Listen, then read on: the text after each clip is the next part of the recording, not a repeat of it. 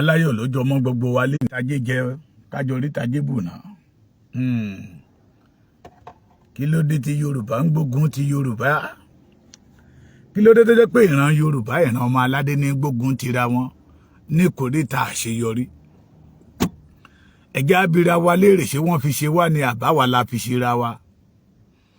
Gbé gẹ́gẹ́ bí mo ṣe máa ń sọ wípé wọn ò fi ṣe wá, àwa fara wa la fi ṣera wa. Ìkóríta tí ọmọ Yorùbá wà lénìí, tí ilẹ̀ Yorùbá wà lénìí, torílẹ̀-èdè Yorùbá wà lénìí, àfọwọ́fà ọwọ́ ara wa ni. Bí ọmọ Yorùbá ṣe di alárìn kiri káàkiri gbogbo àgbáyé, tọrọ wa wá dàbí ẹdìyẹ bà lókun ara òrókun ara òrádìyẹ, àfọwọ́fà ara wa ni. Ìran Fúlàní ò gbógun tira wọn. Ọmọdé Fúlàní àgbà Fúlàní wọ́n ń làkàkà kí ilẹ̀ onílẹ̀ kó di titi wọn. That is why you see the majority, the million of the Fulani youth in Yoruba land. Ṣùgbọ́n ìran Yorùbá ń gbógun ti ara wọn ni. Tàbá tí wá rí olùgbèjà kan tó sọ wípé ìran Yorùbá ò gbẹ́dọ̀ jìyà. Ìran Yorùbá náà ni ó lò tó tún dìde ogun tì.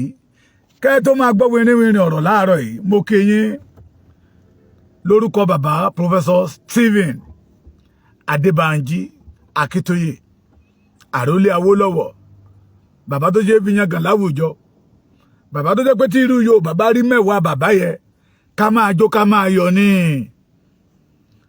tó ní ìfẹ́ ọmọ Yorùbá nínú. Bàbá máa sọ̀rọ̀ kan, wọ́n sọ létí mi lẹ́ẹ̀bí méjì pé má ṣe lo ayé tó wà láti fi tẹ́ ara rẹ lọ́rùn, lò ó láti fi tẹ́ àwọn tó yí ẹ ká lọ́rùn, láti fi tẹ́ ìlú tó ti jáde àti ẹ̀yà tó ti jáde. Don't use your life to favor yourself. Use your life to serve woman. Ìgbé ayé tí bàbá gbé nìyẹn. Bàbá mo kí yín, Ọlọ́run jẹ́ ká rí yín pẹ́. Mo forúkọ bàbá yẹ kí gbogbo ẹ̀yin abiyamọ, ẹ̀yin ìyá abiyamọ abọ̀já gbọ̀rọ̀gbọ̀rọ̀, àwọn abiyamọ tí máa ń gbọ́gbé ọmọ wọn tí máa ń tatí wéré, kì í ṣe àwọn abiyagbá, àwọn pàpàlágé obìnrin, àwọn ẹni àmọ̀rí ìbá àkú. Mi ò kí wọn, ṣùgbọ́n mo kí ẹ̀yin abiyamọ gidi nílé lóko, ní ìrìn àjò, l'Amẹ́ríkà ni, ní London ni, ní Canada ni, níbikíbi tó wù tẹ́ bá lè wà lágbàáyé. Mo forúkọ bàbá Professor Banji Akíntóyè kí yín pé àjíǹde ara yóò máa jẹ́. Mo mọ̀ tún kí yín lórúkọ Kàkàkí Olódùmarè, ààrẹ akọni Oòduà, ààrẹ akéwèjẹ of Yoruba land, Aníyìkáyé general, olóyè Sunday ọmọ Adéyẹmọ Ìgbòho Òòṣà. Mo tún forúkọ Ìgbòho náà kí yín pé kàjíǹde ara máa jẹ́ o. Ẹ̀yin bàbá wa, ẹ̀yin bàbá gidi, tẹ́yin olùlù pé bámúbámú lẹ̀yìn yó. Ẹ̀yin ò mọ̀ pé bí ń pọmọ ẹnìkọ̀ọ̀kan, ẹ̀yin ò bá wọn lùlù ẹ̀. Ẹ̀yin ò kọjá odò kẹrí afárá sódò kẹwàá máa lùlù pé ẹ̀yin ti gòkè odò báfárá ó bá lè dákódá. Ẹ̀yin ò hùwà bẹ́ẹ̀. Mo kí yín lórúkọ Májàsọ́lá olóyè Sunday ọmọ Adéyẹmọ Ìgbòho Òòṣà. Bẹ́ẹ̀ náà ni ẹ̀yin ò pọnmi tán kẹ́ẹ̀rú omi. Ẹ̀yin ti pọnmi tán kẹ́ẹ̀rú omi, káwọn tó ń bọ̀ lẹ́yìn yín ká má wá romi pa. Ẹ̀yin ò hùwà bẹ́ẹ̀. Ẹ̀yin tún dúró ni pé àwọn tó wà lẹ́yìn yín ká pọn omi kẹ́yìn ó tó pọn. Ọ̀pọ̀lọpọ̀ nínú yín tún bá wọn pọn omi yẹn náà pé àwọn pọn omi odò bẹ́ẹ̀ jẹ́ kí n bá bẹ́ẹ̀ pọn kó má bàa rú. Mo kí yín lórúkọ Májàsọ́lá, àjíǹde ara ó máa jẹ́ fún yín, àní wá yín tì. Mo kí gbogbo ẹ̀yin tá a jọ jẹ́ irọ́, àtẹ̀yin tẹ́ tún jù mí lọ, àtẹ̀yin tèmi náà fi díẹ̀ jù, àtẹ̀yin tẹ́ tún jọmọ fúrú àwa yìí náà. Ẹjẹ́ àjọṣe gbogbo wa ni. Ẹjẹ́ àjọṣe iṣẹ́ gbogbo wa ni. Ẹjẹ́ àjọgbé ẹrù gbogbo wa ni, láti mú ìran Yorùbá kúrò nínú ìgbèkùn tá a wà, láti mú ìran Yorùbá kúrò nínú oko ẹrú tá a wà. Ẹjẹ́ àjọgbé ká bàa lè sọ ìtàn tó dára nípa tèmi àtẹ̀yin lọ́jọ́ ọ̀la. Ẹjẹ́ àjọgbé, forget about pose. àwọn kan wà tó jẹ́ pé wọ́n fi gbogbo ọkàn wọn gbogbo ara wọn ṣiṣẹ́ fún ìran Yorùbá tí wọn ò rí ipò ńbẹ̀ torúkọ wọn ò parẹ́ dè ní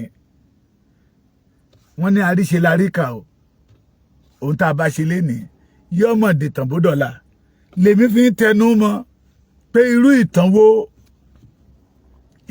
wo lèmi fẹ́ kọ́ sọ nípa ti tèmi tí ń bá nájà ayé tán tàbí irú nǹkan wo ni mo lọ sí ọjà ayé tí mo ń ná lọ́wọ́ tí mo fẹ́ fi ilẹ̀ de àwọn ọmọ dé ìran Yorùbá irú ìtàn wo ni ọba fẹ́ kọ́ sọ nípa títí òun ni ìjòyè fẹ́ kọ́ sọ nípa títí òun irú ìtàn wo lẹ́yìn olóṣèlú ilẹ̀ Yorùbá fẹ́ ká sọ nípa títí irú ìtàn wo la fẹ́ sọ nípa títí ṣé ẹ̀ ń gbé Yorùbá sókè ni àbẹ́ ẹ̀ ń gbé Yorùbá wálẹ̀ ṣẹ́yìn náà ń làkàkà láti gba ìran Yorùbá nínú ìgbèkùn ni àbẹ́yìn náà ń lọ́wọ́ sí bí ìran Yorùbá yóò ṣe wọnú ìgbèkùn lọ ìtàn máa sọra rẹ o bí olórin kan ní ó ní ọ̀rọ̀ yìí ni ó sọra rẹ ọ̀rọ̀ ni ó sọra rẹ ẹ jẹ́ kíyàwó nọmọ ọkọ ọ̀rọ̀ ni ó sọra rẹ ìtàn máa sọra ẹ̀ lọ́jọ́ ọ̀la Yorùbá ń gbógun ti Yorùbá ó dẹ̀ mú ìrẹ̀wẹ̀sì àti ìfàsẹ́yìn àti aburú ń dé bá ìran Yorùbá the majority àwọn tó ń gbógun ti Yorùbá lálẹ́ máa pè wọ́n ní àríjẹ ní mọ̀dàrú tí ń fọwọ́ òsì júwe lé bàbá ẹ̀ àwọn tí ń gbógun ti Yorùbá tí ń fọwọ́ ago Yorùbá sẹ́yìn lálẹ́ pè wọ́n ní olè ilé tí ń ṣílẹ̀kùn fún olè ìta àwọn tí ń fọwọ́ ago Yorùbá sẹ́yìn Ọlámi Alex you're welcome good morning lálẹ́ pè wọ́n ní akótilétà ọmọ àwọn tí ń fọwọ́ ago Yorùbá sẹ́yìn tí àwọn ọ̀tá ń lò láti gbógun ti Yorùbá kí Yorùbá má bàa ṣe àṣeyọrí kí Yorùbá má bàa wọnú ògo a tún lè pè wọ́n ní arúgún ọmọ ẹ wádìí dáadáa mo ní àwa máa ń gbá research as alárìnyè of Yoruba land ẹ bá mi fi ààrẹ síwájú ẹ ààrẹ alárìnyè of Yoruba land gbogbo iṣẹ́ rere tí Awólọ́wọ̀ ṣe lẹ̀ Oòduà investment National Bank Olùwà glass naming Oòduà textile ẹ béèrè dáadáa kí àwọn ọ̀tá tó rún ọwọ́ ọmọ Yorùbá lè tí ọ̀pọ̀lọpọ̀ nínú wa ò dé bá irú ẹ̀ mọ́ ọ̀pọ̀lọpọ̀ nínú wa máa béèrè pé kí náà pè National Bank the National Bank that belong to the Yorubas ọmọ Yorùbá náà ń lò láti rún pé it's part of n tó mú Yorùbá gòkè Oòduà textile wọ̀ all the company tí àwọn bàbá yẹn ṣe lẹ̀ ọmọ Yorùbá náà làwọn Fúlàní lò if Fulani want to deal with Yorubas they will use Yorubas àwọn wà takété sẹ́yìn wọ́n máa wòran wọ́n ó ṣe bíi pé wọn ò gbọ́ wọn á dẹ̀ máa lo Yorùbá láti gbé Yorùbá ẹgbẹ́ wọn ṣubú wọn á máa lo Yorùbá láti da ìrìn àjò Yorùbá rú wọn á máa lo Yorùbá láti mú Yorùbá wọnú ìgbèkùn irú ìtàn wo lẹ fẹ́ ká sọ nípa títí mo ti sọ Take Ọmọbọdé owó wọ́n pe bàbá kan ní Sunday Afọlábí under the Ọbásanjọ́ he was a minister of internal affairs ni òun náà dúró gẹ́gẹ́ bí ó bẹ̀rẹ̀ dáadáa he was one of the UPN leaders he was a first deputy governor during the baba Uncle Bola Ige lójijì because of money ó ta ìran Yorùbá fún Fúlàní he begin go work against the will of the people Sunday Afọlábí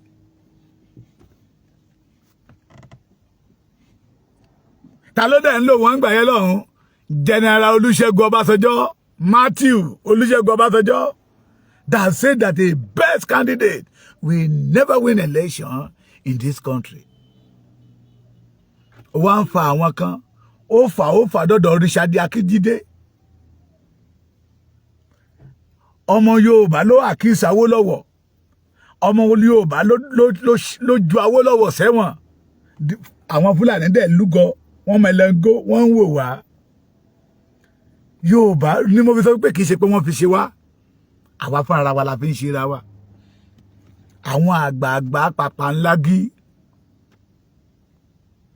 àwọn àgbà tí ò fẹ́ eré fún ìran Yorùbá àwọn táwọn bá ṣàti yó àwọn ò mọ̀ pé bí ń paráàlú táwọn bá ṣàti nílé lórí àwọn ò mọ̀ pé òjò ń rọ̀ ó ń paráàlú òòrùn rọ̀ ó ń paráàlú táwọn bá ti wọṣọ àwọn ò mọ̀ pé nìkan wọṣọ Yorùbá wake up. I can say it categorically today, we did not have leaders in Yorubas. Those people who call leader a politician, they are all armed robbers. Mo ti ń sọ tipẹ́. Nígbà àwọn tó ti ṣe senator láti 1999 títí di wákàtí ọwọ́ yìí. Àǹfààní wo ni ìran Yorùbá jẹ lára wọn? Ìtẹ̀síwájú wo ni Yorùbá rí? Ògo wo ló wọnú ilẹ̀ Yorùbá? Ilé iṣẹ́ mélòó náà ti dá? Lẹ́tí àwọn ọ̀dọ́ wa ń ṣiṣẹ́ láyé àtijọ́. Tẹ́ bá ti lọ́mọ ẹyọ kan ní yunifásítì inú yín ọmọ dùn ni. Láyé òde òní tẹ́ bá ti lọ́mọ ẹyọ kan nínú yunifásítì iṣẹ́ ṣẹ̀ṣẹ̀ bẹ̀rẹ̀ ni. Mo rí ìdílé tó jẹ́ pé wọ́n bí ọmọ mẹ́rin. Mẹ́rẹ̀ẹ̀rin ti graduate. Wọ́n ìwà lọ́dọ̀ bàbá wọn. Ọ̀pọ̀ àṣẹ lọ kọ́ kọ̀ǹpútà, ìmí àṣẹ lọ kọ́ wẹ́dà, ìmí àṣẹ lọ kọ́ fashion designer. Bẹ́ẹ̀ dẹ̀ rí nígbà ayé títí wọn kò rí bẹ́ẹ̀. Ẹ pè Bọ́lá Ahmed Tinubu síta. Ẹ pè Olúṣẹ́gun Ọ̀ṣọ́bà, ẹ pè síta. Ẹ pè Bísí Àkàndé, ẹ pè síta. Ẹ pè Iyọ̀lá Omíṣore, ẹ pè síta. Ọ̀túnba Níyì Adébáyọ̀, ọmọ General Adéyínká Adébáyọ̀, ẹ pè síta. Pé nígbà táwọn wà ní èwe ìkorò táwọn ń dà sí ilẹ̀ Yorùbá lénìí ṣé bẹ́ẹ̀ làwọn Awólọ́wọ̀ ṣe dà síta. Ohun tó bá lè jẹ́ ìkorò táwọn lè máa là kọjá àwọn bàbá yẹn ń gbà mọ́ra ni. Wọ́n ń gbà mọ́ra ni pé àwọn rẹ́dì láti jìyà torí ọmọ. Torí Yorùbá l'Awólọ́wọ̀ fi dẹni tó ń lọ sí ẹ̀wọ̀n. Torí Yorùbá ni bàbá Gani Fáwẹ́mi dẹni tó ń lọ sí ẹ̀wọ̀n. Ikú ní táyé ṣó láàrin. Bẹ́ẹ̀ kọ́ Ransome Kuti. Wọ́n pọ̀ bẹ́ẹ̀. Bàbá kan wà ọmọ Ogun State ni dúró bí yìí Ọlájayé or something like that. It is because of the Yorubas. Náà ju bàbá yẹn sí underground cell tó jáde sí tètè bàbá yẹn ò rí náà dáadáa mọ́. Àwọn yẹn gbà pé ìkorò aburú tí ó ṣẹlẹ̀ fáwọn tó wà lẹ́yìn wọn káwọn kúkú fara gbà ṣùgbọ́n àwọn tòde òní they dodge that aburus wọ́n máa ń dà lérí ọmọ Yorùbá tó ń bọ̀ lẹ́yìn. That is why you will see baba 79, 89 tó ṣe ń ṣí ilé bí 300 million naira. Ẹ gbọ́ ọdún mélòó ló fẹ́ lò mẹ́. Lẹ́fi máa rí bàbá 89 years tó ṣe lọ sọ́jà lọ ra jíìpù 200 million naira tó dẹ̀ mọ̀ pé àwọn tó wà lẹ́yìn òun ìyà ń jẹ wọ́n. Yorùbá àwọn àgbà agarawa ló wà lóde òní tó ń pera wọn lọ́mọ Awólọ́wọ̀ tí ìwà wọn àti ṣe wọn jìnnà sí Awólọ́wọ̀. Nínú ọmọ tó ń tẹ̀lé Awólọ́wọ̀ tó ń ṣe tá a máa ní awóore bàbá Bánjí Akíntóyè nìkan la rí tó gbé àjẹ́ndà Awólọ́wọ̀ dání pé this is the budget that Awólọ́wọ̀ have for the Yoruba race. Àwọn tó kù bọ́jẹ̀tì Nàìjíríà náà gbé dání because of money. They want to become a billionaire ní ọjọ́ alẹ́. Ẹbí Olúṣẹ́gun Ọ̀ṣọ́bà léèrè as a journalist, editor in Tribune ṣé iṣẹ́ tí bàbá Awólọ́wọ̀ ṣe nínú ayé ẹ̀ ló ń ṣe nínú ayé ọmọ Yorùbá lénìí. Àní ìtàn máa sọ́ra ẹ̀ ẹ̀yin Yorùbá tẹ́ ń gbógun ti òmìnira Yorùbá. A máa pàtàn lójú ayé yín kẹ́ tó lọ. Tẹ́ ẹ bá tún lọ tán àwa máa fi àrọ́bá ìtàn lélẹ̀ fáwọn ọmọ yín. Kò sí bí ìdílé náà ṣe lágbára tó bọ́n ṣe gbójú tó. Gbogbo àwọn tó wá láti ìdílé Oyèlúsì mo mọ̀ pé wá ti yí orúkọ yẹn padà torí èèyàn kan ti borúkọ yẹn jẹ́ nígbà tó wà láyé. Ìtàn ni ìtàn máa sọ̀rọ̀ ẹ̀. Ẹ gbógun ti Yorùbá. Fúlàní ó bẹ̀ yín ní iṣẹ́ ọ̀ràn ẹ̀dẹ̀ ń jẹ fún ọmọ Yorùbá.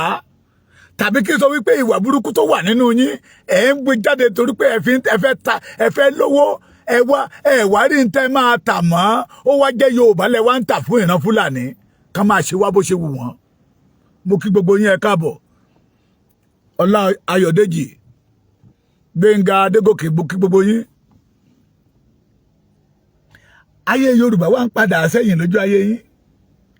Ẹ dẹ̀ máa gbé agbádá yẹrẹyẹrẹ. Ẹ máa sọ pé ẹ̀yin la síwájú Yorùbá. Ẹ máa sọ pé ẹ̀yin la Afẹ́nifẹ́re. Ire tẹ́ ẹ fẹ́ fún ìran Yorùbá. Láti ìgbà tẹ́ ti ń jẹ́ Afẹ́nifẹ́re. Tí bàbá Abraham Adésẹ̀yà ti lọ. Ire tẹ́ ẹ fẹ́ fún ìran Yorùbá. Àṣeyọrí tẹ́ ẹ fẹ́ fún ìran Yorùbá. Ẹ gbé síta kárí.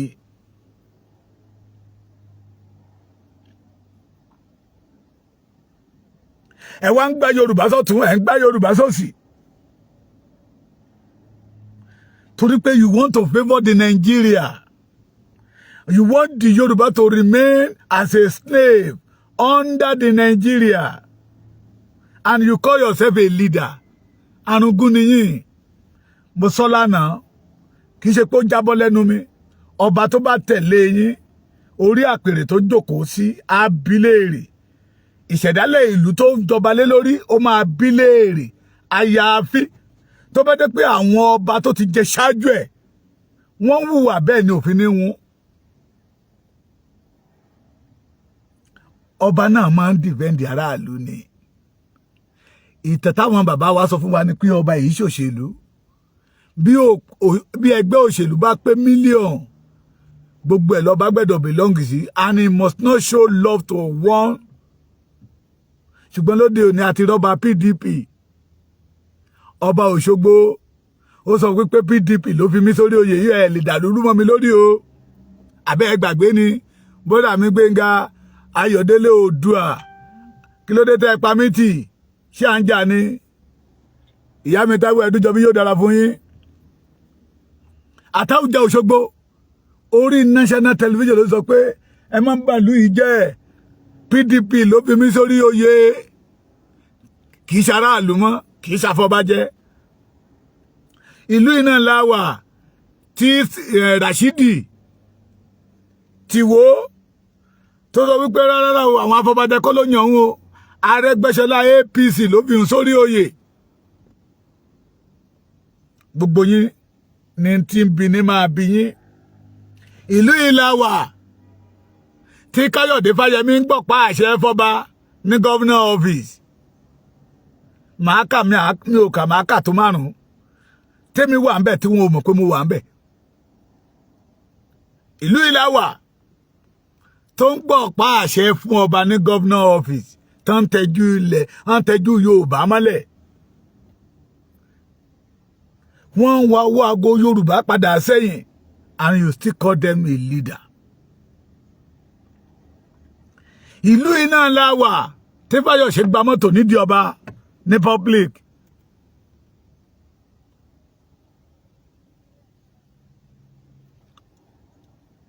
Let me say 90% of ọba nílẹ̀ Yorùbá they turn themselves to the olóṣèlú.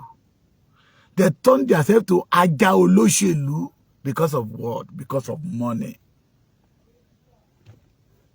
Ẹ wá ń fọwọ́ aago Yorùbá sẹ́yìn. Ẹ̀yin tó yẹ kẹ́ ẹ dìde nígbà tẹ́ ń gbọ́ wípé orílẹ̀-èdè Yorùbá nation Yorùbá fẹ́ gba òmìnira ta ló yẹ kó kọ́kọ́ dìde kó champion ẹ̀. Wọ́n tún wá ń lò yín to go against the freedom of the Yorùbá tẹ́jọba lé lórí. Fúlàní gbéṣẹ́ fáwọn olóṣèlú Yorùbá àtàwọn tó pera wọn ní àgbààgbà Yorùbá àtàwọn ọba Yorùbá pé don't let that thing happen. Àwọn dẹ̀ ń gbìmọ̀ wọ́n làkàkà láti kó ìran Yorùbá lẹ́rú wọ́n wá pọ̀pù àwọn ọmọ wọn sí ilẹ̀ wa mo ń bọ̀ láti ìlú mi lánàá mo dé ìlú kan mo ní kí n wá ra pure water ń bẹ̀ mo wá rí tí bẹ̀yẹ funfun lọ mo wá bẹ̀rẹ̀ lọ́wọ́ ni ẹ pé kí ni onímàálù àwọn onímàálù nìyẹn àwọn onímàálù ni mo ní ṣe màálù yìí gan pọ̀ ju ẹ̀yin aráàlú oní bàbá mi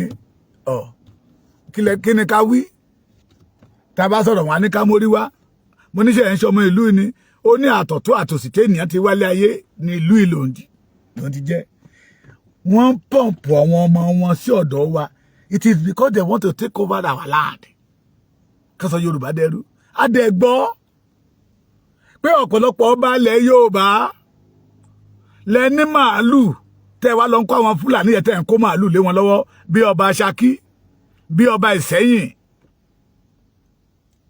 wọ́n ní kábíyèsí Èwí Adó náà ní màálù mi ò tí kọ̀nfàmù ẹ̀ ó dìgbà tí n bá kọ̀nfàmù ẹ̀ kí tó fi gbogbo ẹnu sọ wọ́n ní kábíyèsí náà ní màálù ẹ̀yin ọmọ Adó tẹ́ bá rìn látìkẹ̀kẹ̀ tẹ́jẹ́ pé ti máa ń ṣe fàájì tẹ́lẹ̀ tẹ́ bá rìn níbi kaba aago mẹ́jọ lénìí aago mẹ́jọ ní ọwọ́ alẹ́ ọ̀ràn ni ní ìlú agbébí ni but we can't do it in north àwọn pọ́ǹpù wá sọ̀dọ̀ wa ń bíbà yìí ìjọba ò dálé federal government ò dálé iṣẹ́ sílẹ̀ Yorùbá o ó ní rísì tó fi ń pọ́ǹpù wá it is because they want to take over our land àwọn wo ló dẹ̀ ń lò àwọn Yorùbá ẹgbẹ́ wa náà ni àwọn Yorùbá táwọn wò gẹ́gẹ́ bí bàbá wa náà ni àwọn Yorùbá táwọn wò gẹ́gẹ́ bí ìyá wa náà ni they dine with devil because of money wọ́n fẹ́ ta Yorùbá kán gbowó Yorùbá kán máa fi yówó Yorùbá wọ́n sọ fún mi láàárọ̀ pé àwọn asuu ti tún strike ẹni yẹn wá sọ nínú rédíò ni pé nígbà táwọn ọmọ títí wọn tí ò lọ sí school ní Nàìjíríà and majority of us nígbà tí ìyà yẹn bá dé làwa máa gbẹnu sókè làwa máa sunkún àkẹ́yìn síta báyìí tẹ́lẹ̀ ti tún jáde sí tí ìbò ọ̀rọ̀ election ń bọ̀ tán á tútú 20,000 200,000 100,000 ẹ ti gbàgbé gbogbo ohun tẹ́ ń sọ yìí Yorùbá ń gbógun ti Yorùbá nítorí pé wọ́n fẹ́ sọ Yorùbá di ẹrú Fúlàní Yorùbá ń gbógun ti Yorùbá lọ́mọ Yorùbá fi dìde ló fẹ́ pè pàdé ló pe àwọn lọ́balọ́ba they want to use our king to destroy Yorùbás ọjọ́ ọ̀la Yorùbá wọ́n sọ fún yín àwa Yorùbá lọ́jọ́ ọ̀la nínú Nàìjíríà o àwọn wo ló gbógun ti bàbá Akíntóyè lénìí ẹ̀ẹ̀mẹ́yẹ gbogbo àwọn iṣẹ́ tó ti ṣe ẹ̀ẹ̀mẹ́yẹ gbogbo tí ò bá jẹ́ pé Ọlọ́run fún ara rẹ̀ ló gbé Yorùbá nation ńlẹ̀ pé ó tó àkókò fún ìran Yorùbá láti lọ fíṣẹ̀ náà ìbá ti kú ẹ̀ẹ̀mẹ́yẹ ogun tó gbé ti Sunday ọmọ Adéyẹmọ ni lẹ́nu ọjọ́ mẹ́ta yìí lẹ́tà tí Ìgbòho gbé lọ sí London ẹ̀ẹ̀mẹ́yẹ rọ́tọ́ gbé jáde síta ni pé ó ṣe fraud $420 tí Ìgbòho mọ kankan pa ẹ̀ àwọn wo ló gbé jáde síta it is a Yorùbá politicians because wọn ò fẹ́ nǹkan tó dáa fún ìran Yorùbá and mo máa ń tẹnu mọ́ mo fẹ́ kẹ́yìn ọmọ Yorùbá kẹ́ ẹ jókòó kẹ́ ẹ wò sàkún they want to turn us to àlùmọ́jèrè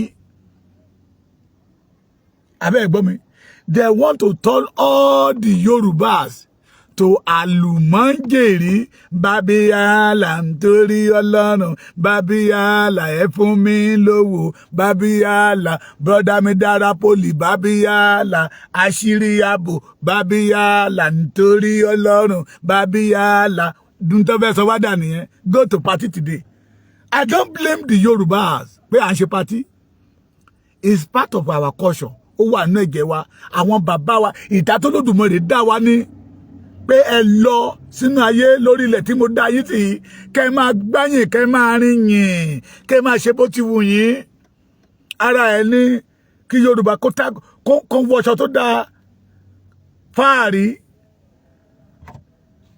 bọ́tà wa tá a gbọ́ fàṣẹ tá a gbọ́ fáàrí lénìí tí ìtìjú ń bẹ Yorùbá ló máa kọrí tẹ̀ láwù ẹ̀rẹ̀bẹ̀ o ẹ̀rẹ̀bẹ̀ láwù owó lè lẹ̀ ń lò máa yáwó fi ṣe owó lápò lẹ́nu everybody ń lò ń sìn. Bẹ́ẹ̀ bá lọ patí wọn á wọṣọ tó dáa wọn máa dára sì sínú nylon bag ni o. Ẹ jọ̀ọ́ torí Ọlọ́run ẹ ta ìbejì lọ́rẹ bí ìbejì ò bá tiẹ̀ jọra. Bẹ́ẹ̀ lọ sí Ìwó road tó máa bẹ̀rẹ̀ sí ń ṣe àdúrà fún ẹ tó ń kí àdúrà yẹn mọ́lẹ̀ àwọn imported àdúrà látòkè wá bó o bá fẹ́ fún wọn lówó wà ní àdúrà yóò gbọdọ̀ kọjá èèyàn. Yorùbá náà sọ̀dà bẹ́ẹ̀ o. Tẹ́lẹ̀ tẹ́ bá lọ ní Ìwó road kò sí ní tó ń jẹ́ bẹ́ẹ̀ o. That is what Nigeria turned us to. They are using our own Yoruba man to destroy the Yoruba land. Ṣé ó yẹ ká gbà fún wọn ni? La fi ń pariwo. Ìtàn máa sọ ọ̀rọ̀ tí bàbá Fáṣọ̀nà tí bá kú tán. Iṣẹ́ tó ṣe sí ilẹ̀ Yorùbá ìtàn máa sọ nípa ẹ̀. Ìtàn máa sọ nípa Olúfáláyè. Nípa General Lani Akínríadé, Professor Bọ́lájí Akínyẹmí, ìtàn máa sọ nípa Tiyin náà. Ẹ fi Olúṣẹ́gun Ọbásanjọ́ lẹ̀, ìtàn máa sọ nípa ẹ̀. Ẹ fi Olúṣẹ́gun Ọ̀ṣọ́bà lẹ̀, ẹ fi Bísí Àkàndé lẹ̀. Tinubu, ẹ fi wọ́n lẹ̀, ìtàn máa sọ nípa wọn. How they destroyed the Yoruba land because of they want to favor the Fulanis. That is why mo tún sọ lẹ́ni ẹni bá jẹ́ ọmọ Yorùbá that go against the freedom of Yorùbá ẹ wò dáadáa ó ní di DNA ọmọ àlè ní tó ní ìran tó ti bẹ̀ jáde tó tọ́ ẹ dàgbà pé wọn ò gbẹ́dọ̀ ní òmìnira ọmọ àlè ní. What is the foundation of Nigeria? Fraud.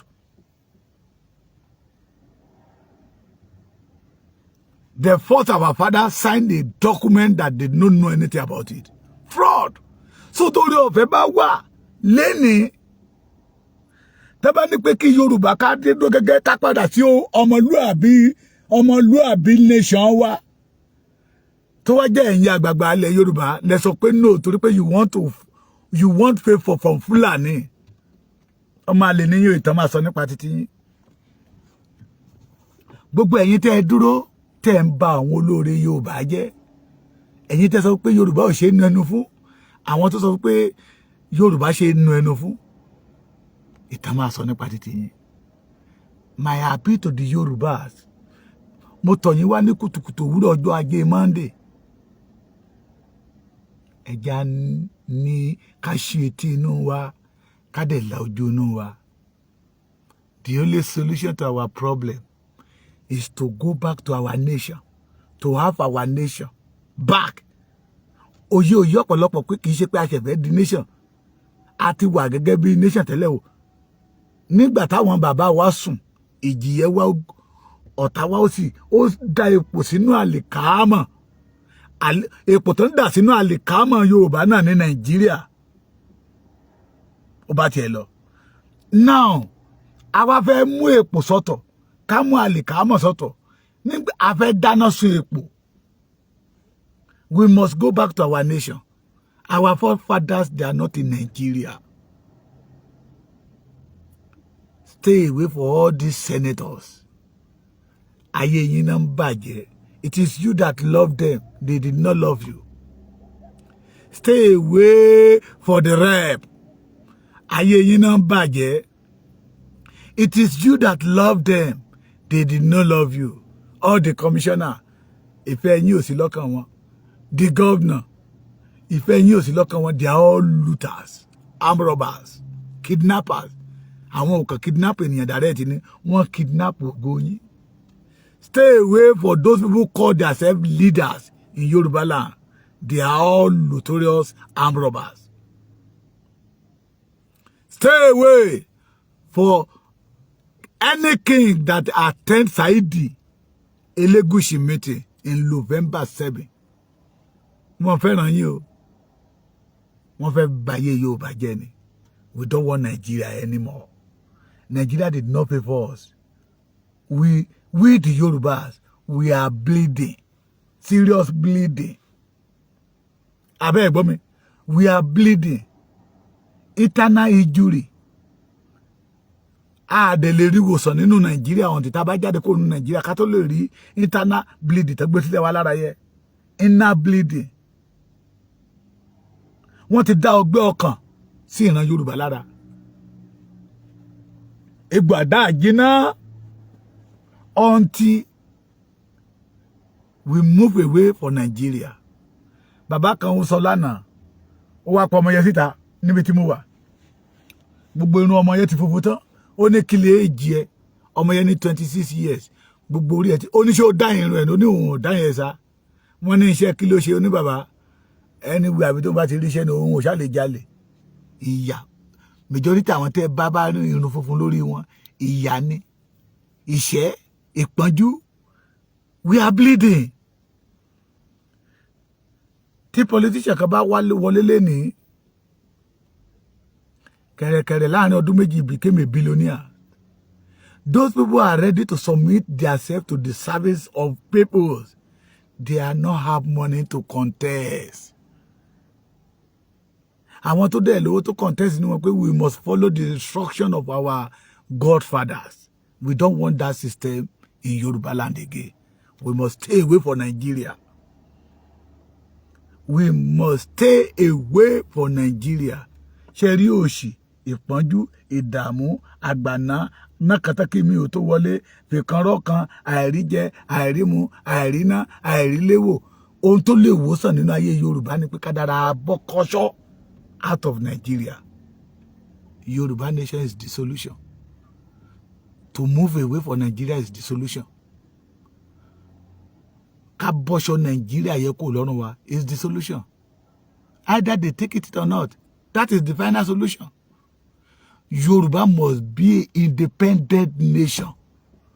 We are tired of Nigeria. Don't follow all these leaders again. They are notorious armed robbers. Good morning.